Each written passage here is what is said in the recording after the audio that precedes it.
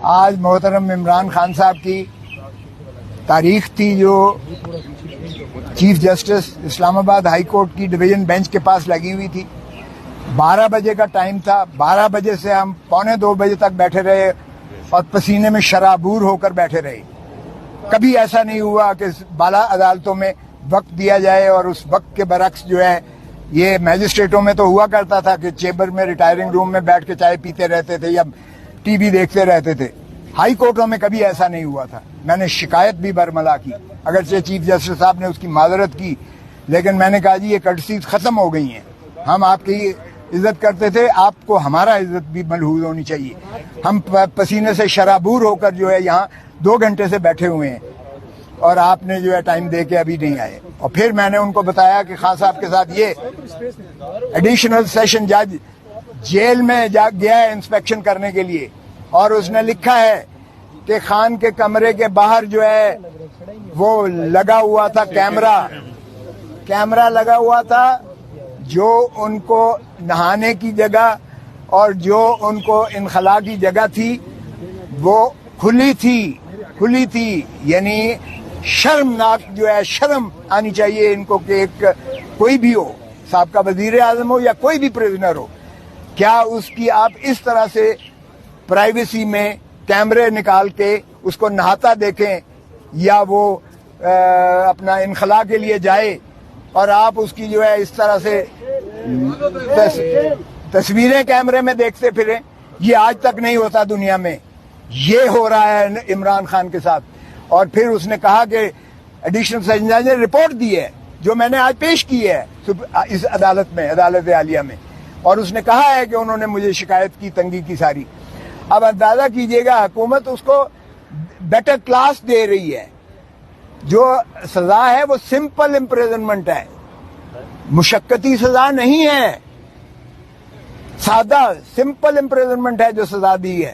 اور اوپر تو رہا یہ کہ اس کو بیٹر کلاس دی ہے اس لیے کہ وہ اسٹیٹس کے مطابق دیتے ہیں. وہ سابقہ وزیر اعظم ہے اور ایسی جگہ پہ اسے رکھا ہوا ہے اٹک جیل میں جو جانوروں لائق بھی نہیں ہے جہاں رکھا جائے. تو یہ جو ہے میں نے اس کو دی ہے, بتائی ہے اس کو.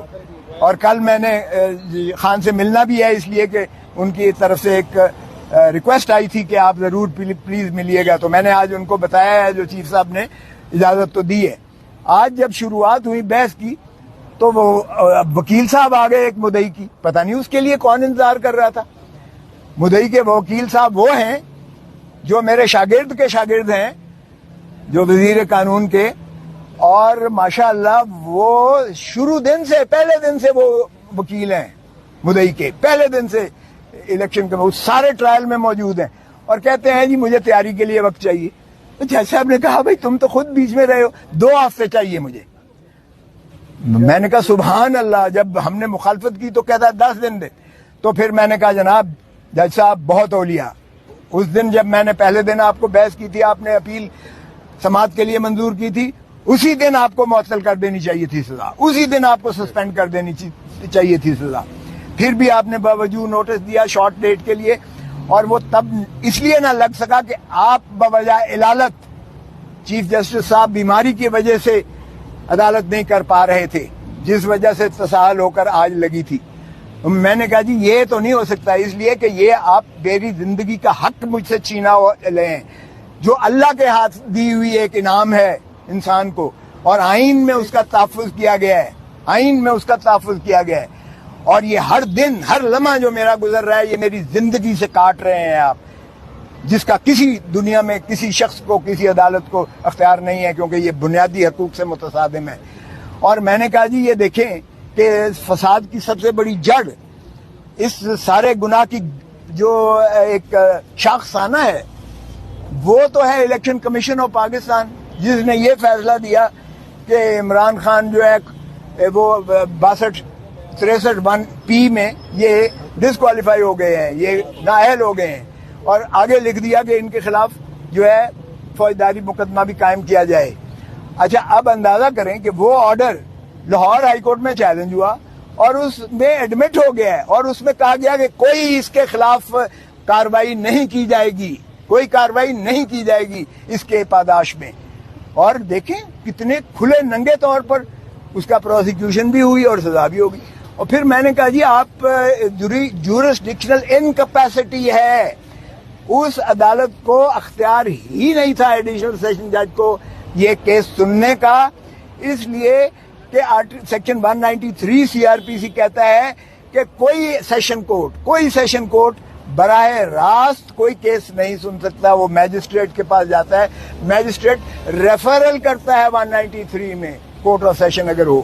اور میں نے 2022 سپریم کورٹ منتھلی ریویو کا حوالہ دیا ایگزیکٹ اسی نقطے پر انہوں نے سیشن کے آرڈر کو سیٹ اسائڈ کر دیا ایگزیکٹ اسی پر. تو پھر میں نے کہا جی یہ تو سارا ٹرائل ہی جو ہے غیر آئینی ہے اور یہ اس کی سزا جو ہے وہ کالعدم ہے اور یہ نان ایسٹ ہے. پھر میں نے کہا جی دوسری بات یہ ہے کہ یہ کمپلینٹ جو مدعی کیا گیا ہے جیسے الیکشن آفیسر وہ کر ہی نہیں تھا سکتا کمپلینٹ جو ہے یہ الیکشن ایکٹ کے تحت, کیونکہ اس میں election commission of Pakistan complaint کر سکتی ہے یا الیکشن کمیشن آف پاکستان کسی کو ڈیلیگیٹ کر سکتی ہے. یہاں سیکٹری الیکشن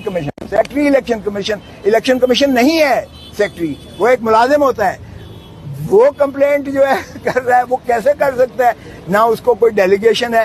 سیکٹری جو ہے وہ ڈسٹرکٹ الیکشن آفیسر کو دے رہا ہے اور ڈسٹرکٹ الیکشن آفیسر جو ہے کمپلینٹ کر رہا ہے. تو یہ کمپلینٹ ہی جو ہے انکمپیٹنٹ ہے, یہ ناقابل ہے, یہ ایک ردی کا کاغذ کا ٹکڑا ہے جس پر کوئی کاروائی نہیں ہو سکتی تھی.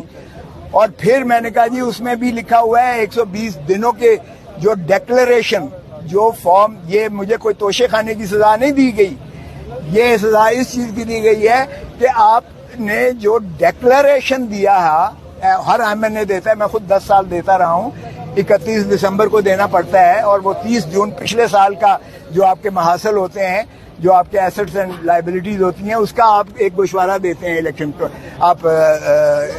Commission of Pakistan.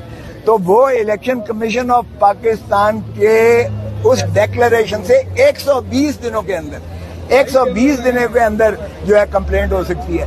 یہاں تو کئی سالوں کے بعد کمپلینٹ ہو رہی ہے, تو یہ زائد المیعاد بھی ہے. تو میں نے کہا جی میرٹ کو بھول جائیں, میرٹ بھی